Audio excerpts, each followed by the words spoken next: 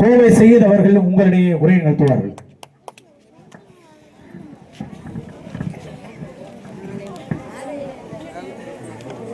அளவற்ற அருளாளனும்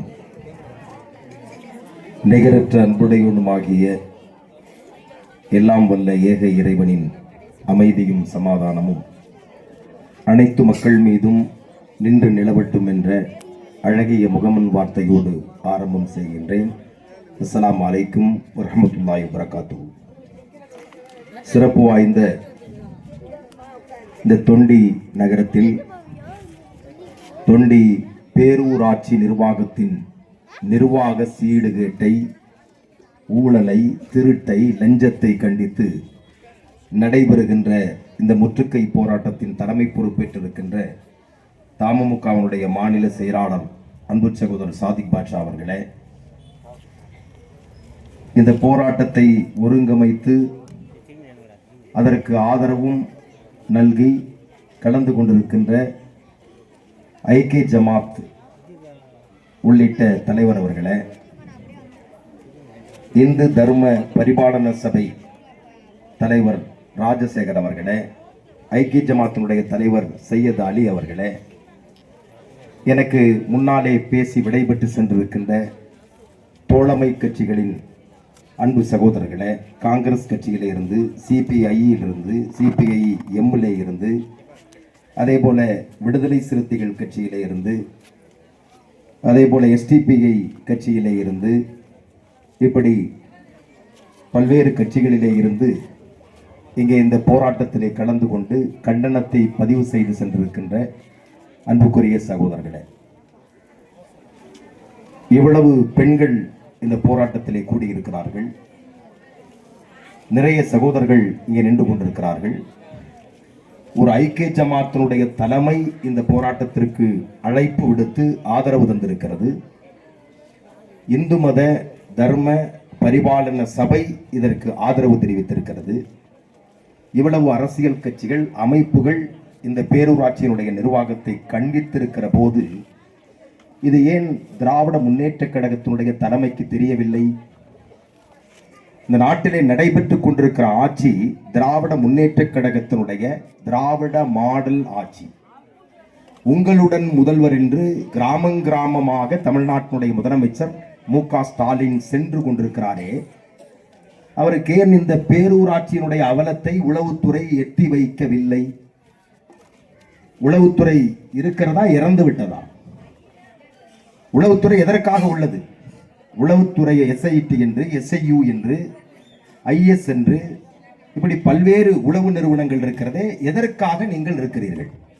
மக்களுடைய வரிப்பணத்திலே சம்பளம் வாங்கி கொண்டு உரிய கருத்துக்களை, மக்கள் எதிர்ப்புகளை, மக்கள் பிரச்சனைகளை உரிய இடத்திலே சொல்ல இயலவில்லை என்றால் அந்த நிர்வாகத்துக்கு நாங்கள் கொடுக்கிற சம்பளம் வேஸ்ட் தானே. எனவே உளவுத்துறையை நாங்கள் முதலிலே கண்டிக்கிறோம். இது ஒரு வாரத்திற்கு முன்னால் ஏற்பாடு செய்யப்பட்டு விளம்பரப்படுத்தப்பட்டு என்னிடத்திலே தேதியும் வாங்கியிருக்கிறார்கள். அப்படி என்றால் இந்த பேரூராட்சி நிர்வாகத்திலே உள்ள செயல் அலுவலர், அவருடைய பேர் என்ன, அவர் உங்களை அழைத்திருக்க வேண்டும். இந்த போராட்டத்தை நடத்தக்கூடியவர்களை, ஜமாத்து பெரியவர்களை, இங்கே இருக்கக்கூடிய கவுன்சிலர்களை அழைத்து பேச்சுவார்த்தை நடத்தியிருக்க வேண்டும். அவர் ஊமையாவர்? நான் கேட்கிறேன், கண்கள் உள்ளவர் தானே, இதை பார்க்கிறாரா இல்லையா?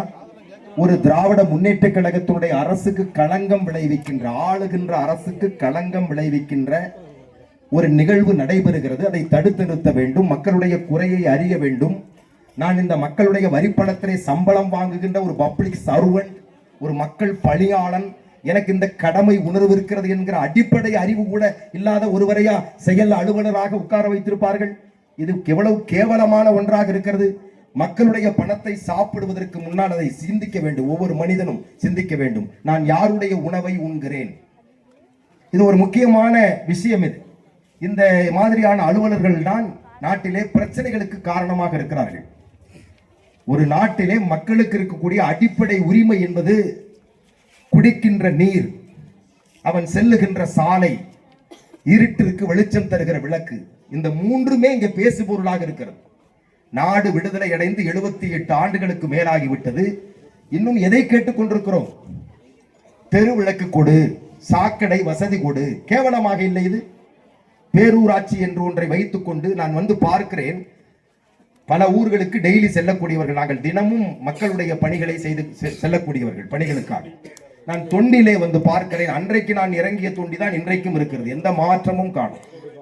தெரு விளக்குகள் இல்லை, சாலை வசதி சீராக இல்லை, அசுத்தம் நிறைந்திருக்கிறது, ஒரு மிக மோசமான வாடை பல இடங்களிலே இருக்கிறது. நீர், மழை நீர் தேங்கி இருந்தால் அதை அப்புறப்படுத்துவது என்ன பெரிய இமாலய சாதனையாது? கவுன்சிலர், பெண்கள் கவுன்சிலர் வந்து கேட்கிறார்கள். எங்கே போய் அவர்கள் புகார் அளிப்பார்கள்? நாட்டு மக்கள் வாக்களித்து வார்டு உறுப்பினர்களாக, இந்த பேரூராட்சி மாமன்ற உறுப்பினர்களாக இருந்து கொண்டிருக்கிறார்கள். அவர்களது குறையை மிக அழகாக உங்களிடத்திலே சொல்லுகிறார்கள். அதை புரிந்து கொண்டு செயல்படுத்தக்கூடிய இடத்திலே உள்ளவர்கள் என்ன செய்து கொண்டிருக்கிறீர்கள்? அதுதான் இங்கே நாங்கள் எழுப்புகிற கேள்வி. ஒரு அரசு நிர்வாகமே செயலிழந்து முடமாகி ஊனமாகி கிடக்கிறது. ஒரு அரசு நிர்வாகத்தை ஊனப்படுத்தி இருக்கிறீர்கள் நீங்கள். இது அயோக்கியத்தனத்தினுடைய உச்சம். இனி இது போன்ற நிலை ஏற்படக்கூடாது என்பதற்காக நாங்கள் இங்கே முதன்மை போராட்டத்தை முன்னெடுத்திருக்கிறோம். இது அல்லாத இன்னொரு நிலை எங்களுக்கு தெரியும். 5 நிமிடத்திலே இந்த மக்கள் வந்து அந்த பேரூராட்சியிலே அமர வைப்பதற்கு எங்களுக்கு தெரியும். நீங்கள் எத்தனை காவலர்கள் வந்தாலும் சரி, மக்கள் சக்திக்கு மேல என்ன காவலர்கள்? என்ன செய்வீர்கள்? நீங்கள் துப்பாக்கி சூடு நடத்துவீர்களா? இவ்வளவு பெரிய அக்கிரமம், அநியாயம் நடந்து கொண்டிருக்கிறது. அதை இந்த மக்கள் இவர்களுடைய வரிப்பணம் தானே கொள்ளை போகிறது. இவர்களுடைய வரிப்பணம் தான் கொள்ளை போகிறது. 500 சிலிப்புக்கு, உண்மையாக 500 சிலிப்புக்கு பணம் வாங்க வேண்டியவர்கள் 1000 சிலிப்புக்கு பணம் வாங்குகிறார்கள். ஒரு ரசீதுக்கு 9,999 ரூபாய் என்றால் அந்த 500 சிலிப்புக்கு 50 லட்சம் ரூபாய் கொள்ளையடிக்கப்பட்டிருக்கிறது. இது போன்ற கோடிக்கணக்கிலே கொள்ளையடிக்கிறார்கள். இதை சொல்லித்தான் தெரிய வேண்டுமா? இதை செய்து கொண்டிருக்கிறார்கள். ஒரு தாய் அந்த பொறுப்பிலே இருக்கிறார். தாய்க்கு மகன் நல்ல பெயரை எடுத்துக் கொடுக்க வேண்டும். ஒரு ஊரிலே ஒரு பள்ளிவாசல் கட்டினால் அந்த பள்ளிவாசல் கட்டி அவரை பார்த்து என்ன சொல்லுவார்கள்? இவர்கள் பள்ளிவாசல் கட்டிய குடும்பம். கபரஸ்தானுக்கு, மயானத்திற்கு இடம் கொடுத்தால் மயானத்திற்கு இடம் கொடுத்த குடும்பம். தண்ணீருக்காக கிணறு வெட்டினால் இவர்கள் தான் இந்த கிணறை வெட்டிய குடும்பம். இப்ப இந்த குடும்பத்தை என்ன சொல்லுவாங்க? திருட்டு குடும்பம் சொல்லுவாங்க. இந்த திருட்டு குடும்பங்கிற பேர் எடுப்பதற்கு யார் காரணம்? அந்த நௌஃபல் என்ற அந்த அம்மாவுடைய மகன் தான காரணம். ஒரு தாய் தந்தைக்கும் குடும்பத்திற்கும் நல்ல பெயரை வாங்கி கொடுக்க வேண்டிய ஒரு தம்பி இன்றைக்கு வாழ்நாள் முழுவதும் இந்த கரையை நீங்கள் அகற்ற முடியுமா? யார்? உங்களோடு வாழ்ந்திருக்கிற, உங்களோடு உணவு உண்டிருக்கிற, உங்களுக்கு வாக்களித்த மக்கள் இப்பொழுது ரோட்டில் நிற்கிறார்கள். அவர்கள் தான் போராடுகிற. அசிங்கமாக இல்லை? இப்படி ஒரு வாழ்க்கை, இது மானங்கெட்ட வாழ்க்கை. இது வாழ்க்கையா? இது இப்படி எல்லாம் சம்பாதித்து என்ன செய்ய போகிறீர்கள்? இப்படி எல்லாம் சம்பாதித்து உங்கள் பிள்ளைகளுக்கு சாப்பாடு போடுவது, உங்கள் மனைவிக்கு நகை எடுத்து கொடுப்பது, உங்கள் குடும்பத்தாருக்கு துணி எடுத்து கொடுப்பது, சொத்து வாங்கி போடு, இது எவ்வளவு பெரிய கேவலம். இது என்ன பணம்? இது நீங்கள் ஊழல் ஊழல் என்று, லஞ்சம் லஞ்சம் என்று சொல்கிறீர்கள். நாங்கள் என்ன சொல்கிறோம்? திருட்டு பணம் என்று சொல்கிறோம். சரியா இல்லையா? அப்ப திருடி கொண்டு போய் சாப்பிடுகிற ஒரு அவல நிலைக்கு நீங்கள் ஆளாகியிருப்பதைத்தான் நாங்கள் இங்கே கண்டிக்கிறோம். நீங்கள் திருடி கொண்டு போவது இந்த அத்தனை மக்களுடைய பணம். வேலை நடக்கவில்லை. சில இடங்களில் வேலை நடக்கும். ஒரு 10 லட்சம் ரூபாய்க்கு வேலை செய்வார்கள், 1 லட்சம் ரூபாய் எடுத்துக் கொள்வார்கள். சரி, தொலை இதுன்னு விடலாம். இப்ப இருக்கிற செட்டப் அப்படி இருக்குன்னு. ஆனால் 10 லட்சம் ரூபாய்க்கு 10 லட்சம் ரூபாயும் முழுங்கி உட்கார்ந்தா அந்த வேலை எப்படி நடக்கும்? அதுதான் எங்களுடைய கேள்வி. அதற்காகத்தான் மக்கள் கூடி இருக்கிறார்கள். உங்களுக்கு ஓட்டையும் போட்டுட்டு, உங்க பேச்சை நம்பி உங்களுக்கு ஓட்டையும் போட்டு இந்த மாதிரி தெருவில் நிற்க வேண்டிய ஒரு அவல நிலைக்கு நாங்கள் தள்ளப்பட்டிருக்கிறோம். எங்கள் தாய்மார்கள் வெளியே வருவதற்கு கூச்சப்படுகிறவர்கள் இன்றைக்கு ரோட்டில் நின்று போராடுகிறார்கள் என்றால் எவ்வளவு பெரிய பாதிப்புகளை அவர்கள் அடைந்திருப்பார்கள். இங்கே 2 மாநில செயலாளர் எவ்வளவு சத்தம் போட்டு உணர்வு ரீதியாக இந்த மக்களை ஒருங்கமைத்து அதை பற்றி பேசுகிற போது, என் தம்பி ஹாசிக் அவர்கள் எல்லாம் வழக்கறிஞர்களாக பல்வேறு நல்ல பணிகளை செய்து நான் பார்த்து கொண்டிருக்கிறேன். வாட்ஸ்அப், பேஸ்புக்களை எல்லாம் பார்க்கிறேன். எவ்வளவு நல்ல பணிகளை அவர்கள் செய்து கொண்டிருக்கிறார்கள். ஆனால் அப்படிப்பட்ட இந்த தொண்டியிலே வரலாற்று சிறப்புமிக்க பெரும் தலைவர்கள் உருவான மண் இந்த மண். நாங்கள் எல்லாம் பேச்சாளர்களாக இன்றைக்கு நாங்கள் உங்கள் ஊருக்கு பேசுகிறோம் என்று சொன்னால் எங்களை உருவாக்கியது இந்த தொண்டியின் தலைவர்கள். இங்கே பிறந்த தலைவர்களால் தான் நாங்கள் இன்றைக்கு பேச்சாளர்களாக சமூக சிந்தனையோடு மக்களுக்கு பணியாற்றுகிற உணர்வு பெற்றவர்களாக நாங்கள் இருப்பதற்கு காரணம் இந்த தொண்டி தந்த தலைவர்கள். அப்படிப்பட்ட இந்த மண்ணிலே ஒரு பேரூராட்சியினுடைய அவலத்தை கண்டித்து பேசுகின்ற ஒரு அவல நிலைக்கு நாம் தள்ளப்பட்டிருக்கிறோம். பாருங்க, இதற்கு மேலே எல்லாம் அவர்கள் இந்த பொறுப்பில் இருக்கலாமா? இது மானமா? இது வாழ்ந்தால் மானத்தோடு வாழ வேண்டும், இல்லைன்னா வாழக்கூடாது. எவ்வளவு பெரிய இழுக்கு, எத்தனை கோடி ரூபாய் சுரண்டப்பட்டிருக்கிறது. தினமும் நான் பார்த்தேன். அந்த படத்தை பாருங்கள் நீங்கள். அந்த பட்டுவாடா செய்யக்கூடிய இடத்துல யார் உட்கார்ந்து இருக்கிறார் பாருங்க. இங்க வந்து கடைநிலை ஊழியர்கள், சுகாதார பணியாளர்கள், பாவம் இவர்கள். இவர்களுடைய பணத்தை பாதி அவர் அடித்துக் கொண்டு போகிறார். 2.5 லட்சம் ரூபாய் சம்பளம் கொடுத்துட்டு 2.5 லட்சம் ரூபாய நௌஃபல் பாக்கெட்ல போட்டு போறதா? இதுல என்ன காட்சி? இது இவருக்கு என்னங்க வேலை? எங்க அந்த செயல் அலுவலர், இந்த அதிகாரிகள், மானமிகு அதிகாரிகள் கூப்பிடுங்க, மானமிகு அதிகாரிகள் கூப்பிடுங்க. இந்த செயல் அலுவலர்கிட்ட இந்த நபருக்கு பேரூராட்சியில் என்ன வேலை? இவர் எப்படி இவ்வளவு சுகாதார பணியாளரை உட்கார வைத்துக் கொண்டு, ஒரு தப்தரை வைத்துக் கொண்டு உட்காருகிற அதிகாரத்தை எங்கே இருந்து பெற்றார்? நான் கேட்கிறேன். இந்த நாடு எவ்வளவு பெரிய ஜனநாயக தேசம், மக்களாட்சி தத்துவத்தை அடிப்படையாக கொண்ட நாடு. இந்த நாடு எத்தனை எத்தனை இடங்களில் நற்பணி நடக்கிறது. நான் பிறந்திருக்கிற கோயம்புத்தூர் கார்பரேஷனுடைய கமிஷனர் சிவகுரு பிரபாகரன் அவர்களை ஒரு விஷயமாக சந்திப்பதற்கு ஒரு 20 பேர் தான் போனோம். கடுமையான பிஸியா இருக்கிறார், பார்க்கவே முடியாது அவரை அந்த அளவுக்கு. என பெரும் மாநகராட்சி, கோவை மாநகராட்சி. அன்றைக்கு மாமன்றத்தினுடைய கூட்டம் நடைபெறுகிறார். நான் வெளியே நின்று கொண்டிருக்கிறேன். எல்லோரும் Facebookல அதை பதிவு செய்து கொண்டிருக்கிறார்கள். நான் அவரை வெளியே அழைத்தேன். அவர் சொன்னார், நீங்க உள்ள வாங்க. இல்லை, நான் மக்கள் பிரதிநிதி, நான் மக்களோடு நின்றுதான் பேசுவேன். எங்கள் பிரச்சனை என்னவென்று கேட்டுவிட்டு செல்லுங்கள். 2 நிமிடம் ஒரு அதிகாரியாக இருக்கிற நீங்கள் வெளியே வரவில்லை என்றால் நான் உங்களை விடமாட்டேன் சார் சொன்னேன். ஒரு 10 நிமிடத்தில் அவர் வெளியே வந்தார். வந்துவிட்டு என்னை அலுவலகத்துக்குள்ளே கூட்டிட்டு போய் பேசினார். என்ன பிரச்சனை என்று சொல்லுங்க. பாருங்க, இந்த மாதிரி சாக்கடை பிரச்சனை பாதியில நிக்குது, இதை நீங்கள் சரி செய்ய வேண்டும், அவ்வளவுதான் பிரச்சனை. அப்பவே அதிகாரி அழைத்து இதுக்கு எத்தனை லட்சம் ரூபாய் ஆகும்னு கேட்டார். 35 லட்சம் ரூபான்னு சொன்னார். 35 லட்சம் ரூபாய் நான் சாங்ஷன் பண்ணிட்டு செய்யுது வாங்கிட்டார். அவ்வளவுதான், எங்க பிரச்சனை முடிஞ்சது. அஸ்ஸலாமு அலைக்கும் திரும்பி வந்துட்டேன். இப்படி இருக்கிறார்கள் அதிகாரிகள். எங்க அந்த செயல் அலுவலர்? நீங்க தானே இதை சரி செய்யணும். வரக்கூடிய திருடனா இருப்பான், வேற மாதிரியான ஆட்களா இருப்பான், அவர்களை வகை திருடுறதுக்கு சொல்லிக் கொடுக்கிறது நீங்க தான். இந்த அதிகாரிகள் தான் திருடுவது எப்படி என்று சொல்லிக் கொடுக்கிறீர்கள். எதுல எவ்வளவு லஞ்சம் கிடைக்கும், எதுல லாபம் கிடைக்கும்னு சொல்லிக் கொடுக்கிறதே அதிகாரி தானே.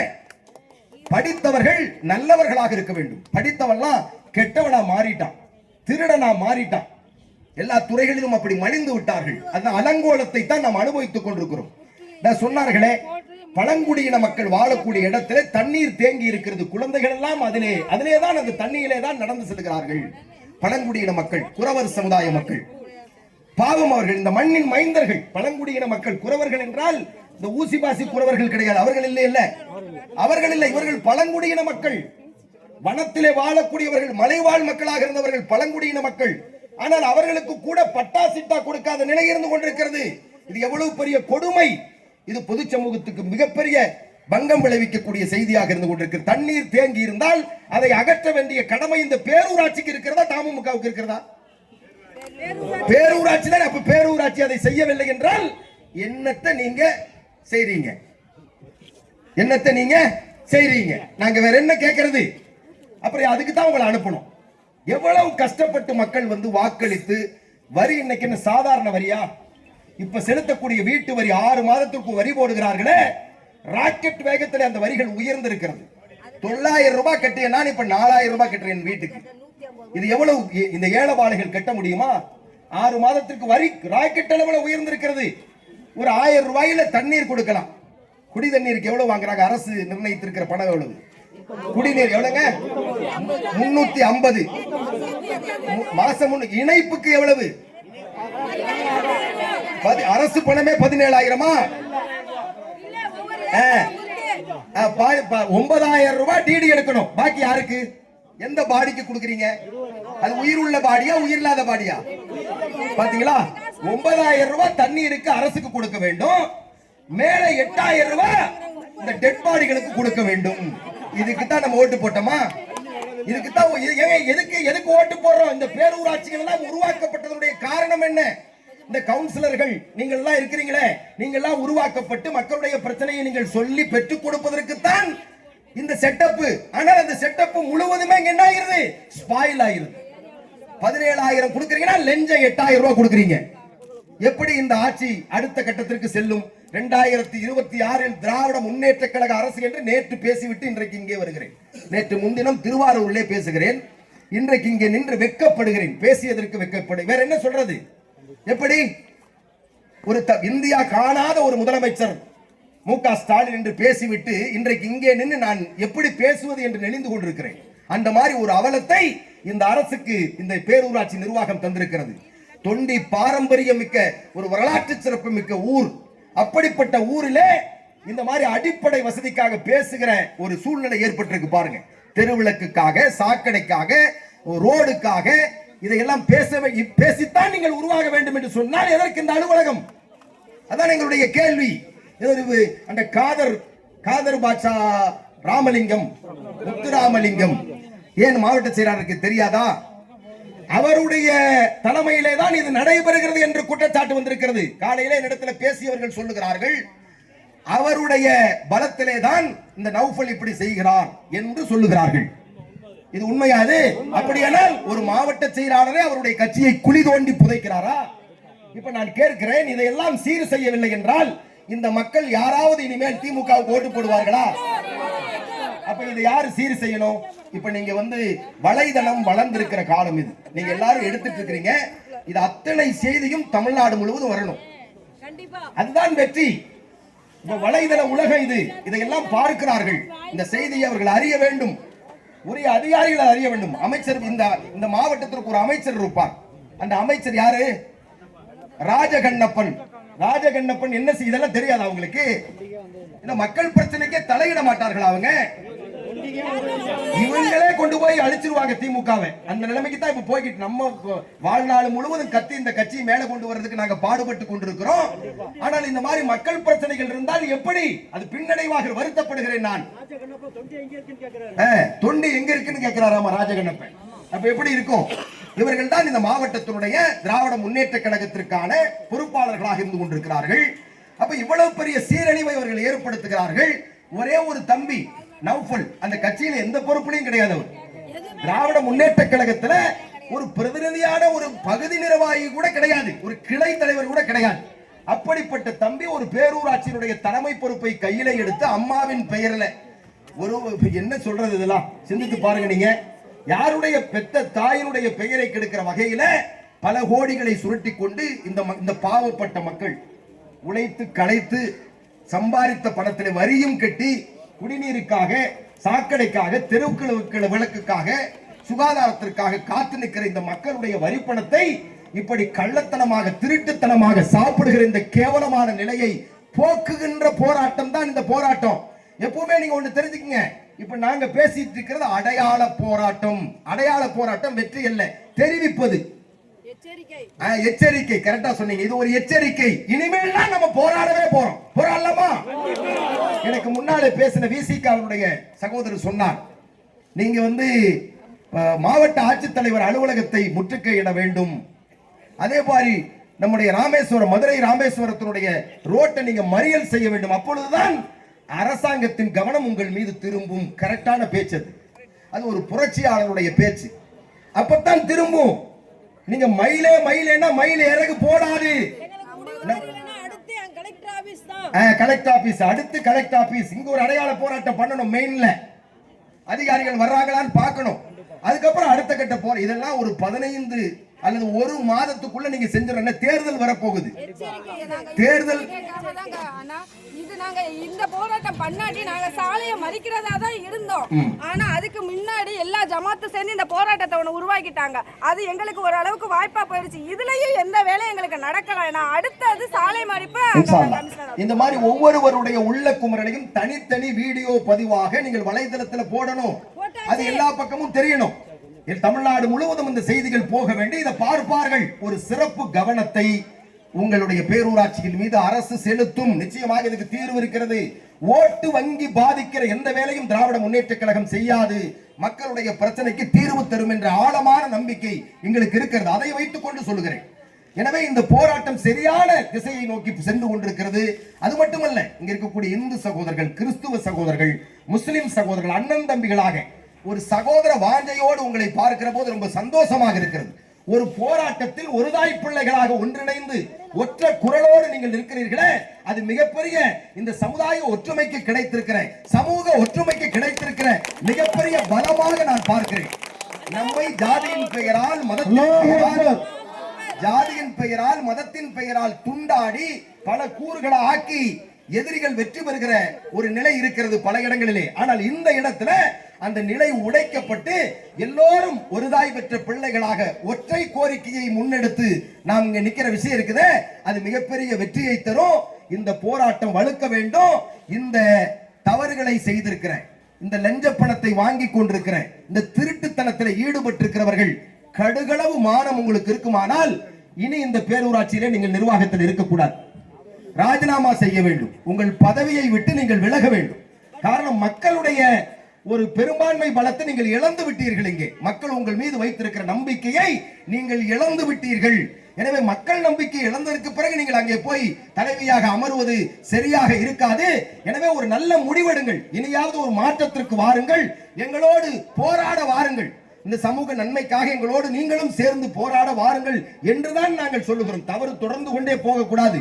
இந்த தவறு சாப்பிட்டவன் சாப்பிடாம இருக்க மாட்டான், இனிமேல் தொடர்ந்து அந்த தவறை பண்ணுவான். ஏன்னா சம்பாதிச்சு பழகிட்டாங்க, பல கோடியை பார்த்துட்டாங்க. உட்கார்ந்த இடத்துல 5 லட்சம் 10 லட்சம் கிடைக்குதுன்னா அதை எவனும் விட மாட்டான். எனவே அது ருசி கண்ட பூனை ஆயிடுச்சு. அதனால நம்ம என்ன சொல்றோம்னா, அவர்கள் இந்த இதுக்குள்ள வரக்கூடாது, பேரூராட்சியினுடைய அலுவலகத்திற்குள்ள அவர்கள் கால் வைக்க கூடாது, அவர்களோடு எந்த அலுவலரும் அரசு அலுவலரும் தொடர்பு வைத்துக் கொள்ளக்கூடாது என்றுதான் நீங்கள் முதல்ல ஒரு புகாரை கொடுங்கள், ஒரு புகார் மனுவை கொடுங்க.